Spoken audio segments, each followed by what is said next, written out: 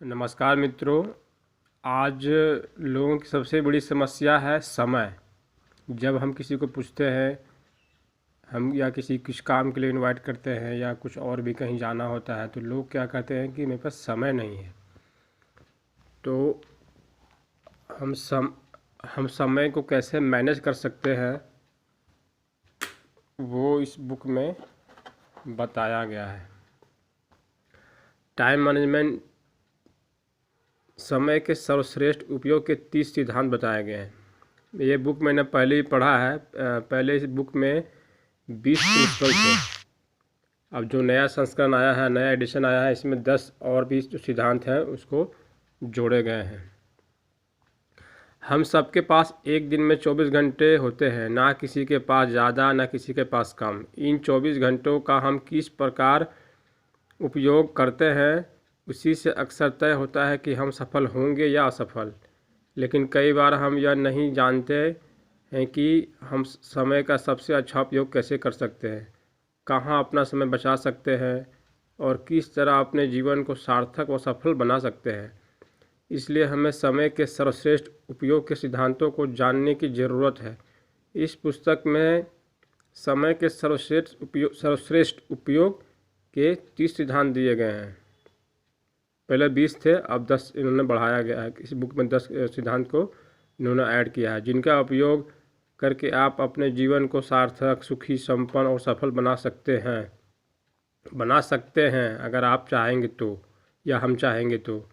चाहे आप सेल्समैन हो, नौकरी पेशा वाले हो, कर्मचारी हो, चाहे आप हाउसवाइफ हो या विद्यार्थी हैं हो, ये सिद्धांत आपकी मदद करेंगे। इन पर अमल करने से हमारी जीवन बदल सकती है और आप सफलता के शिखर पर पहुंच सकते हैं।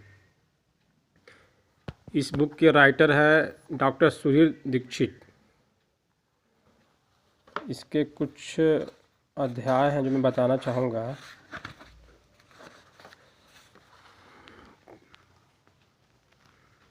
इस बुक में पहले 20 सिद्धांत थे, तो अब नए संस्करण में 10 सिद्धांत को जोड़ा गया है।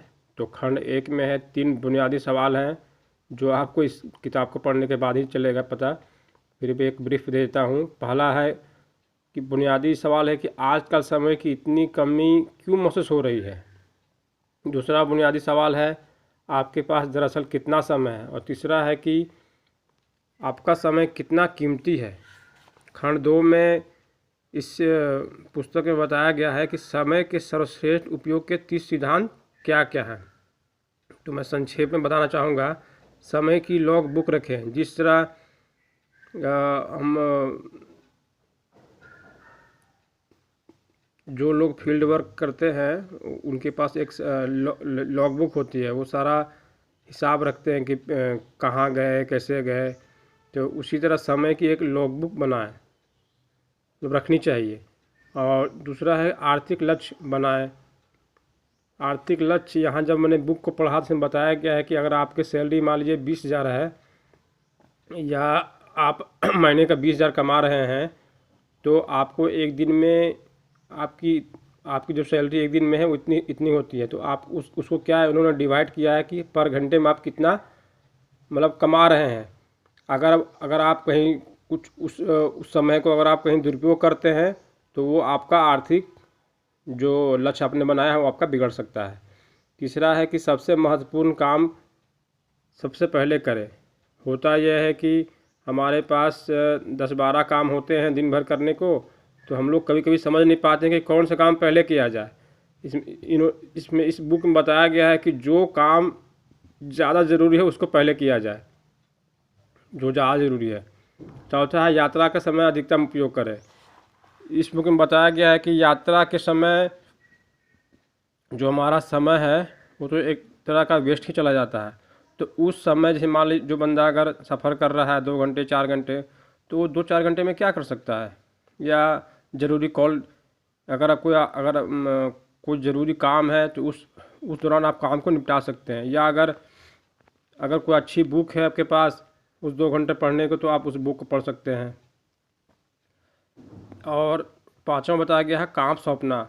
जब इंसान आगे की ओर बढ़ता जाता है तो हर वो काम खुद नहीं कर सकता, उसको अपना काम सौंपना ही पड़ता है। अगर अगर अपना काम नहीं सौंपेंगे तो वो आगे बढ़ना थोड़ा मुश्किल हो जाता है।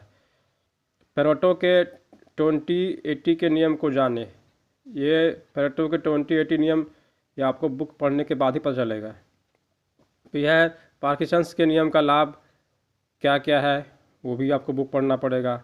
अपने प्राइम टाइम में काम करें कि दोस्तों सबका प्राइम टाइम अलग अलग होता है। जैसे आप देखते हैं कि टीवी में अगर देखा जाए तो 8 से 10 जो होता है टाइम, वो प्राइम टाइम होता है, ताकि लोग अपने घर में आराम से बैठते हैं, खाते हैं, पीते हैं और टीवी का आनंद लेते हैं। इसीलिए उसी प्रकार हमें भी अपना प्राइम टाइम बनाना होगा कि हमारा प्राइम टाइम तो लगभग अगर देखा जाए तो हमारा प्राइम टाइम सुबह 9 बजे से लेकर के शाम के 5 तक होता है। टाइम टेबल बनाए।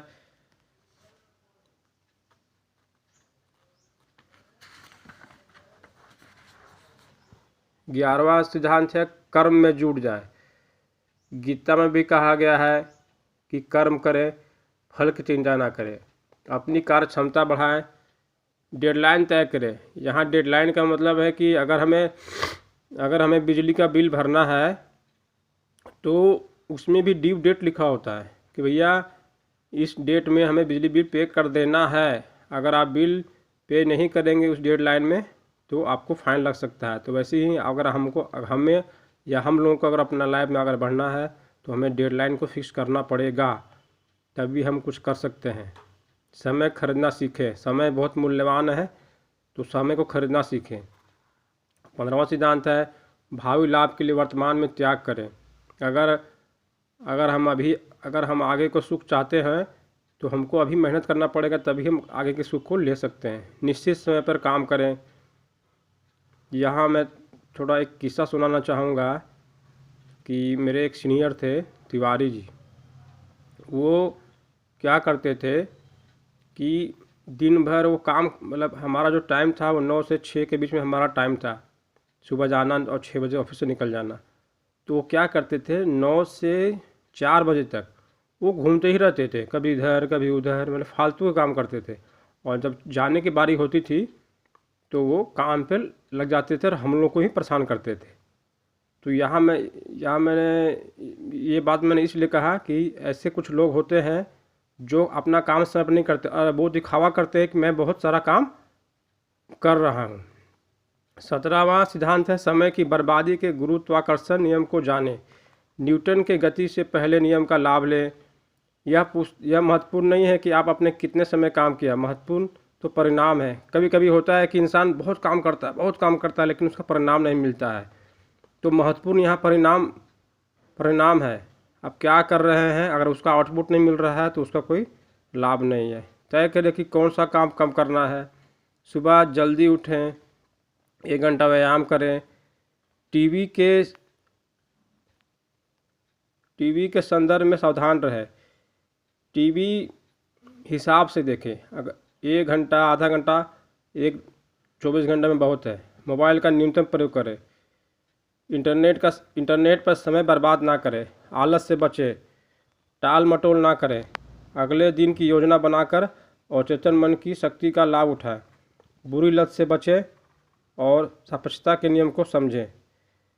ये कुल 30 सिद्धांत हैं। इसमें 10 सिद्धांत को बाद में जोड़ा गया है। ये बहुत ही अच्छी बुक है दोस्तों। ये छोटी बुक है और मुझे लगता है कि अगर आप लगातार पढ़ेंगे 1 या 2 घंटे तो आपको, मुझे लगता है कि 2 से 3 दिन में ये बुक आप समाप्त कर सकते हैं और इसका अच्छा लाभ उठा सकते हैं। धन्यवाद।